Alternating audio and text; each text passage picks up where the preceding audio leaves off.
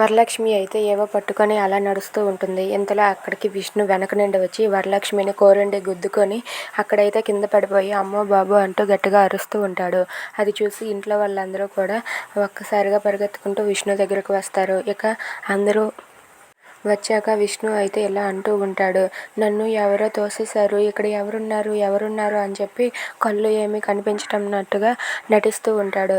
అది చూసి వరలక్ష్మి అయితే ఒక్కసారిగా షాక్ అయిపోతుంది. ఇక నందిని వాళ్ళు విష్ణుని ఎత్తాక విష్ణుతో ఇలా అంటూ ఉంటారు, ఇక్కడ ఉన్నది ఎవరు, వరలక్ష్మి వదిన మాత్రమే ఉంది, మరెవరు తోసేస్తారు, వరలక్ష్మి వదిన తోసేసి ఉంటుంది అని చెప్పి అంటూ ఉంటుంది. అది విని పిల్లలిద్దరూ అయితే వాళ్ళ అమ్మని అపార్థం చేసుకుంటూ ఉంటారు. ఏంటమ్మా నాన్నకు కళ్ళు పోవడానికి కారణమయ్యావు, ఇప్పుడు కాళ్ళు చేతులు కూడా ఉండకుండా చేసేద్దాం అనుకుంటున్నావా, ఎందుకమ్మా నువ్వు ఇలా ప్రవర్తిస్తున్నావు అని చెప్పి వెన్నెల వైష్ణవి వాళ్ళిద్దరూ కూడా అడుగుతూ ఉంటారు. అది విని వరలక్ష్మి అయితే ఒక్కసారిగా షాక్ అయిపోతుంది. ఇక వెన్నెల వైష్ణవి వరలక్ష్మిని నానా మాటలు అంటూ ఉంటే అది చూసి విష్ణు అయితే ఎస్ నేను వేసిన ప్లాన్ బాగా వర్కౌట్ అయింది, నేను కోరుకున్నది ఇదే కదా అని చెప్పి విష్ణు అయితే తన మనసులో అనుకుంటూ ఉంటాడు.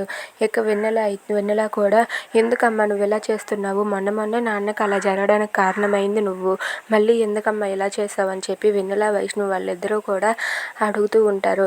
అది చూసి వరలక్ష్మి అయితే ఏం చెప్పాలో ఏం మాట్లాడాలో తెలియక బాధపడుతూ అలా ఏడుస్తూ ఉంటుంది. ఇదంతా చూసి విష్ణు అయితే మాత్రం ఏమీ తెలియనట్టుగా అలా నటిస్తూ ఉంటాడు. If you like this video please subscribe.